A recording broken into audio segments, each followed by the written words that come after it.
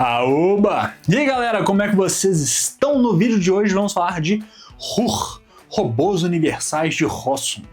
Um livro que é uma peça de teatro e ele é muito interessante. Eu acho que da última vez que eu trouxe uma peça de teatro aqui no Pela Capa foi já há alguns anos, quando eu fiz a minha resenha de Júlio César, de William Shakespeare. Então fiquei bem animado de fazer essa resenha aqui para vocês.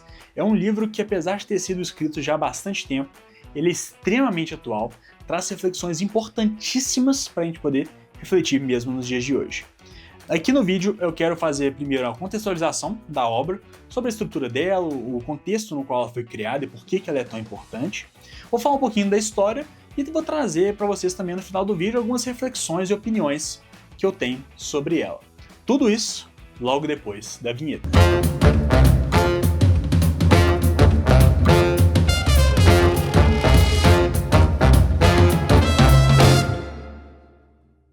Bem, gente, antes da gente começar a nossa resenha propriamente dita aqui de RUR, eu já quero só deixar os avisos dados todos, né? Se inscreva no canal se ainda não for inscrito, já deixa o like para ajudar o vídeo a espalhar para mais pessoas, considere se tornar um membro aqui do Pela Capa. Os membros já tiveram uma palhinha ali da discussão sobre essa obra, porque a gente conversa ali o dia inteiro no nosso grupo de WhatsApp, além de vários outros benefícios que você pode desfrutar se tornando um membro aqui do Pela Capa.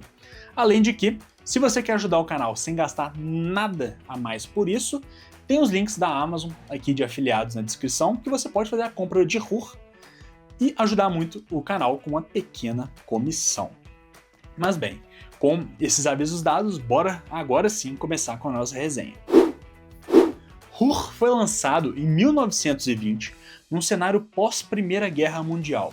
Ou seja, era um cenário de que as pessoas estavam bem incomodadas com a hiperindustrialização, elas estavam com medo da crise que viria sobre a força de trabalho humana, eles estavam ali naquele contexto que a Revolução Industrial tinha se espalhado amplamente já pelo mundo e vários povos estavam ali antecipando que uma crise chegaria. E RUR nasce justamente para aplacar e promover diálogo sobre essas crises, né? Como eu disse, esse daqui é uma peça de teatro e acredito que tenha sido talvez um dos livros mais importantes escritos para o cenário de ficção científica. E eu digo isso porque foi nessa obra que foi cunhado o termo robô. Robota, na verdade, como é o original aqui, que é um termo tcheco. E o autor, o Karel Čapek, ele acabou conseguindo nessa obra daqui criar vários conceitos e trazer várias discussões que vários outros autores de ficção científica ao longo das décadas iam continuar trabalhando em cima. Então é bem interessante. Aqui nessa obra a gente acompanha alguns personagens que estão ilhados numa ilha que serve de fábrica de robôs. Mas os robôs que tem aqui nesse livro, eles são bem diferentes do robô que a gente está acostumado nos dias de hoje, né? Inclusive, a capa do livro mente para a gente, porque não existem esses seres metálicos aqui, né? Os robôs aqui da história, eles são seres artificiais, mas são feitos de material orgânico como os humanos. Eles são mais humanos artificiais do que necessariamente máquinas. E aqui, nesse cenário, nessa ilha, que está sendo gerida ali por um grupo seleto de cientistas, chega uma visita inusitada, a de Helena.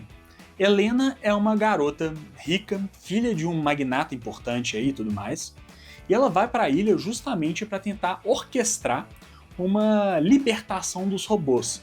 Já estava tendo diálogos nessa época aqui sobre como que a exploração dos robôs era errada, e os robôs tão parecidos como os humanos deveriam ter uma alma e não deveriam ser explorados dessa forma.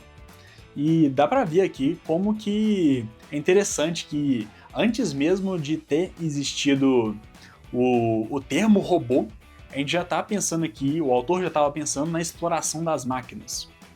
Que coisa curiosa, né?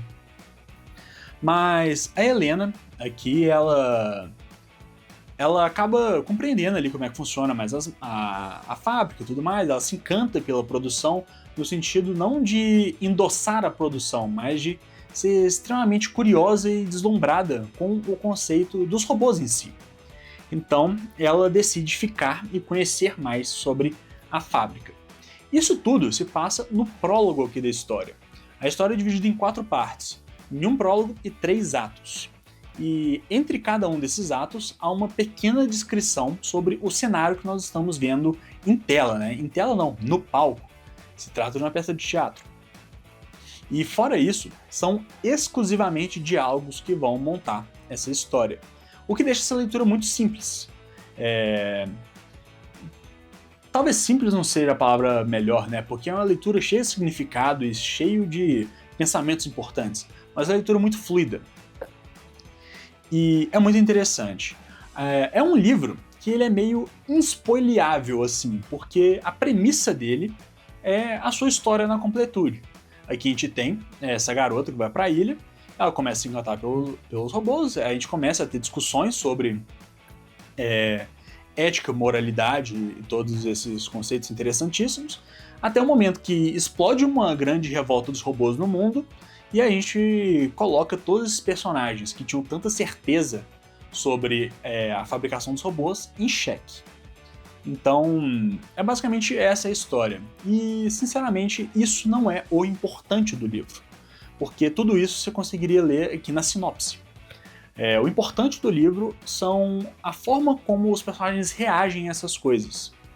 Aqui a gente tem um personagem que ele é um grande sonhador, um grande idealizador. O sonho dele é libertar a raça humana das obrigações de ter que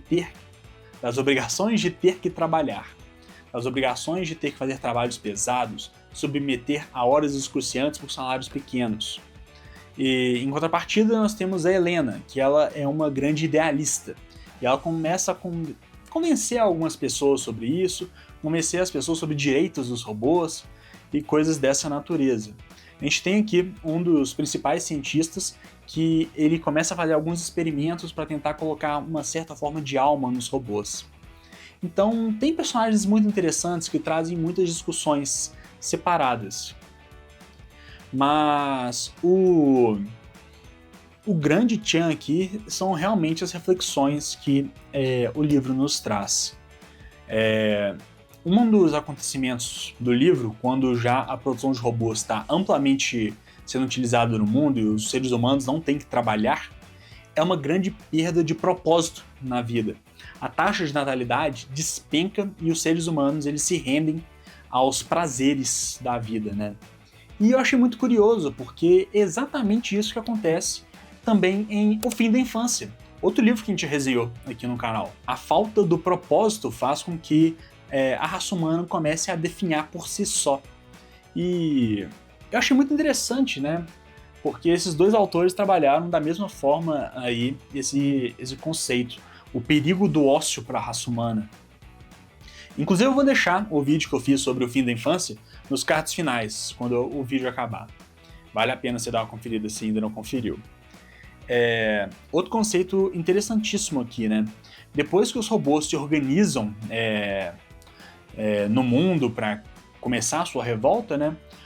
Ao invés desse pessoal da fábrica querer interromper a produção e começar a tentar resolver o problema, eles fazem o contrário. Eles querem dar uma modificada ali nos robôs e aumentar mais ainda a produção. O que deixa vários personagens do livro em choque, né? E isso se dá por duas coisas, né? Primeiro, é uma grande crítica ao hipercapitalismo industrial, uma crítica ampla sobre isso, mas a forma como eles acham que vão contornar o problema, para mim foi uma das coisas mais brilhantes já escritas num livro de ficção científica que eu já li. E eu quero ler aqui para vocês com uma certa liberdade, porque